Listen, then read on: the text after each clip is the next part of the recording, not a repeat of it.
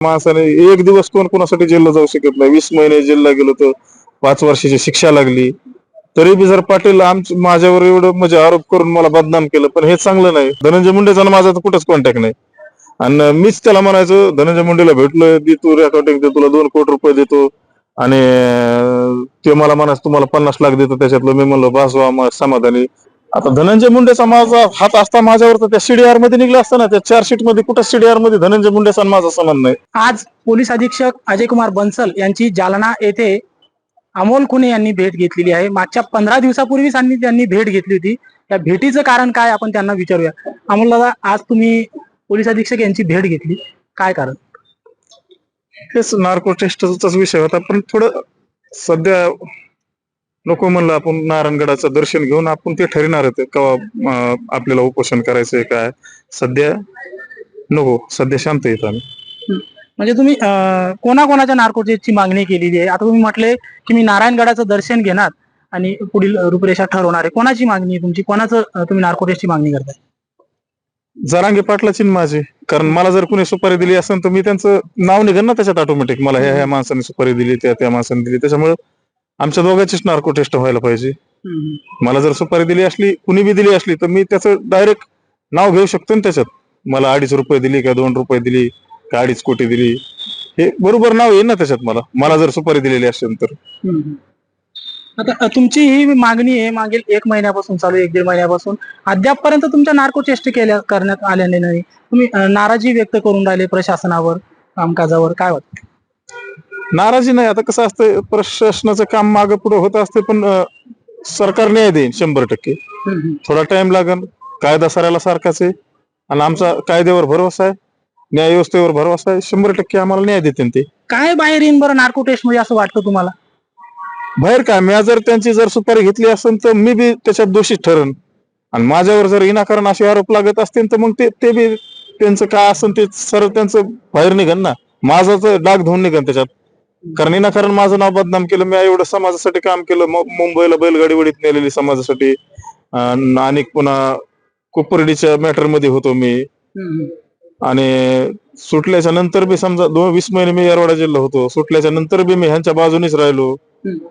मला भरपूर काय भेटत होतं ना, पण मी ह्यांच्या विरोधात नाही गेलो. तरी बी ह्याने माझ्यावर एवढा मोठा डाग लावला. आणि हे डाग असं नाही लावायला पाहिजे. हे चुकीचं आहे. पाटील जे वागतात हे चुकीचं आहे. असं नाही वागायला पाहिजे. कोणाचं अस्तित्व खराब करणं एवढं सोपं नाही. सत्य परेशान होताय मगर पराजित नाही होता.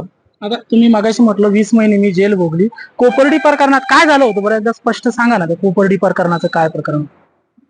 कोपर्डी प्रकरणाचं तेच विषय आहे ना. त्या आरोपीला मारायला पाटील बी होते, पण पाटील पळून गेले. आम्ही गुंतलो त्याच्यात. आम्हाला लय टॉर्चर केलं, पण आम्ही त्यांचं नाव नाही घेतलं. आणि एवढा 11 दिवस आमचा पिशे घेतला आम्ही, तरी ह्यांचं नाव नाही घेतलं. 20 महिने जेल काढलं. हाय असं बाहेर आलो, त्यांना कोणता त्रास नाही दिला. आमच्या घरचे बी बोलायचे तर आम्ही समजून सांगायचो मुलाखत आल्यावर, पाटलाला काही बोलू नका. पाटलासाठी आम्ही काही बी करायला तयार, पण पाटलाला काही बोलू नका. पाटीलच आमच्यासाठी सर्व जे काय आहे ते. पण पाटील पुढे पुढे बदलत गेले. पाटलाचं हे आंदोलन बी आता गाजलं, तिथं बी एवढं हे झालं, तर पाटील बदलत गेले, विसरत गेले. की मला एवढं मोठं, तुम्ही सांगा ना, एखाद्या माणसाने एक दिवस कोण कोणासाठी जेलला जाऊ शकत नाही. 20 महिने जेलला गेलो तर 5 वर्षाची शिक्षा लागली. तरी बी जर पाटील माझ्यावर एवढं म्हणजे आरोप करून मला बदनाम केलं, पण हे चांगलं नाही. असं लोकाला बदनाम करून स्वतः मोठं व्हायचं म्हणल्यावर या गोष्टी कुठे झाकत नाहीत. एक दिवस उघड्या पडतात. आज समाज मला नाव ठेवत असेल, पण समाजाच्या लक्षात येईल. थोडा टाइम लागेल, पण 100% लक्षात येईल. पण असं एवढं कुणावरच अन्याय नाही व्हायला पाहिजे जो माझ्यावर झाला तो. माग मनोज जरांगे पाटील यांच्यावर जो हल्ल्याचा प्रयत्न झाला, जे कट रचण्यात आलं होतं, यावर काय सांगता तुम्ही? हल्ला कुठे झाला त्यांचा? ते कट आता ते सुपारीच ना. अहो मग ते चार्जशीट बी आहे आमच्याकडं, ते रेकॉर्डिंग बी आहे. तर ते रेकॉर्डिंग बी त्यांनी एक व्हायरल केली. त्याच्यात विषय काय, पैशाचं. आणि मला त्यांच्याच त्या समोरच्या दादा गरुडला मी घुमीत होतो की दी मला. धनंजय मुंडेचा माझा तर कुठंच कॉन्टॅक्ट नाही. आणि मीच त्याला म्हणायचो, धनंजय मुंडेला भेटलोय, दी तू रेकॉर्डिंग, दे तुला 2 कोटी रुपये देतो. आणि ते मला म्हणायचं तुम्हाला 50 लाख देतो त्याच्यातलं. मी म्हणलो बस व्हा समाधानी.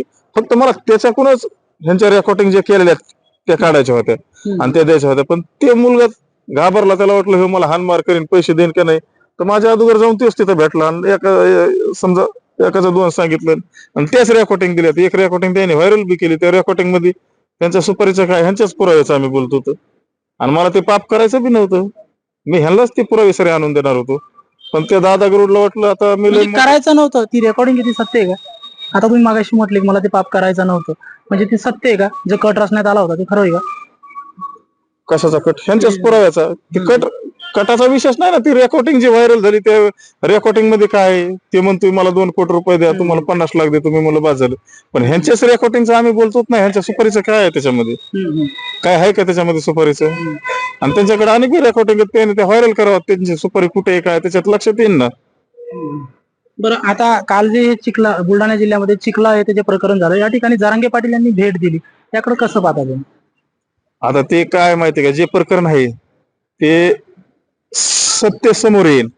पोलीस यंत्रणा त्याच्यात तपास घेते, तर त्याच्यात SIT लागायला पाहिजे. मी तर म्हणतो SIT चौकशी लागायला पाहिजे. त्याच्यात जे कोणी गुन्हेगार असतील त्यांना शिक्षा व्हायला पाहिजे. पण विनाकारण पाटलाने मला तिथून मला म्हणले 96 कोळ्या बघ, तुझ्या बहिणीवर आता किती अत्याचार झाला असं तसं.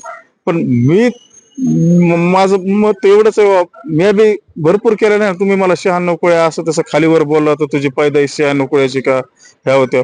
मग 96 कोळ्याची पैदाईश होती म्हणूनच मी श्रीपाद चिंदमला जेलमध्ये मारलं होतं ना. जेलमध्ये मारलं होतं मी. नाका तोंडातून रक्त निघुस्तवर श्रीपाद चिंदमला मारलं होतं. मला माझे मित्र बी होते ना. मी सांगतो ते मित्र बी सांगतो तुम्हाला कोण कोण होते. एक महार समाजाचा होता, एक वंजारी समाजाचा होता, एक वडर समाजाचा होता. असे 3-4 मित्र होते माझे. मला त्यांनी मदत केली. आम्ही तिथं त्याला जेलमध्ये मारलं. त्या टायमाला तर जेलर साहेबाचे बी नाव सांगतो मी. शेळके साहेब आणि सावंत साहेब होते.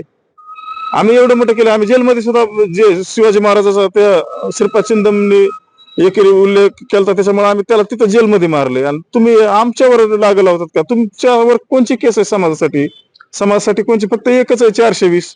ती बी वैयक्तिक तुमची. ती लोकांचे काय पैशाचा व्यवहार असेल ते.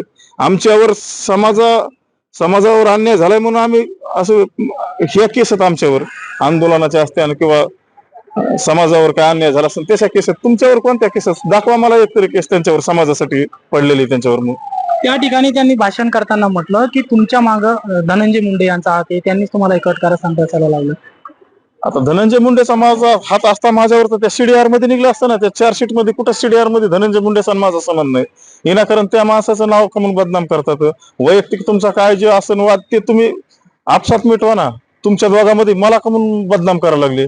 त्या दोघांचा काय वैयक्तिक वाद आहे बरं, धनंजय मुंडे साहेबांचा आणि जरांगे पाटलांचा? त्यांचा वैयक्तिक काय वाद आहे मला काय सांगता येत नाही. कारण त्यांचं काय असन काय असन त्यांचा इसार फिसार काय राहिला असन त्यांच्याकडे. इसार म्हणजे काय? विधानसभेला तेच त्यांच्याकडे धनंजय मुंडे साहेब आणि ते वाल्मिक कराड आले ते भेटायला रातच्या 2:30 वाजता. तर त्याने ते ओपन बी नव्हतं केलं. नंतर लिखित झालं तर मग तेच म्हणले माझ्याकडे आले ते भेटायला. आणि भेटायला आले नंतर दुसऱ्या दिवशी घोंगडी बैठकीला परळीला गेले. तर परळीमध्ये आहे का एक शब्द बी त्यांच्या विरोधात बोलले नाही ते. मग काय ते डील कितीची होती काय माहित, की आमच्या विरोधात तुमच्या विरोधात मी बोलत नाही, मला एवढं द्या तेवढं द्या. कितीची डील होती मी सांगू शकत नाही, पण ते झालेलं आहे. विधानसभेच्या वेळेस का? बरं, आज तुम्ही पोलीस अधीक्षक यांची भेट घेतली, काय चर्चा झाली? काय नाही, नार्को टेस्ट साठीच होतं. पण आम्हाला थोडा टाइम आहे. आम्ही नारायणगडावर नगद नारायणाचं दर्शन घेऊन आम्ही योग्य वेळेला बसणार आहोत. म्हणजे बसणार, तुमची काय पुढची रूपरेषा काय आहे? बसणार म्हणजे कुठं बसणार, काय करणार तुम्ही? उपोषणाला बसणार. आम्हाला न्याय देण्यात यावा. आमच्यावर जो आरोप झालाय तो सिद्ध करायचा आहे आम्हाला. जो डाग लागलाय एवढा मोठा समाजात, महाराष्ट्रात सगळ्यात मोठा मराठा समाज आहे आणि मराठा समाजात कोणत्या अँगलने माझ्याकडे बघतोय ते मला डाग पुसायचा आहे. त्याच्यामुळे मी ती मागणी मागितली ना. मी जर त्याच्यात दोषी असतो तर मला शिक्षा लागेल ना. मी जर ह्यांची सुपारी घेतली असती तर. आणि जर मी निर्दोष सुटलो तर मग माझा डाग धुवून निघन. आणि माझ्यावर विनाकारण आरोप केले ते मग ह्यांना त्याचा परिणाम भोगावा लागतील ना. म्हणजे अमोल भाऊ, तुम्हाला म्हणायचं आहे का, जर तुमची नार्को टेस्ट झाली नाही तर तुम्ही उपोषणाला बसणार आहे, आणि कधीपासून बसणार? उपोषणाला आणि वेळ नाही ठरली. योग्य वेळेला मी कळवतो ना तुम्हाला. नक्कीच. हे होते अमोल खुने. यांनी म्हटलेलं आहे की जर आमची नार्को टेस्ट लवकरात लवकर झाली नाही तर मी लोकशाही मार्गाने उपोषणाला सुद्धा बसणार आहे, आणि नारायणगडाचं दर्शन घेऊन मी या उपोषणाला सुरुवात करणार असल्याची माहिती सुद्धा यावेळी त्यांनी दिलेली आहे. महाराष्ट्र टाइम्स ऑनलाईन साठी योगेश काकपळे, जालना.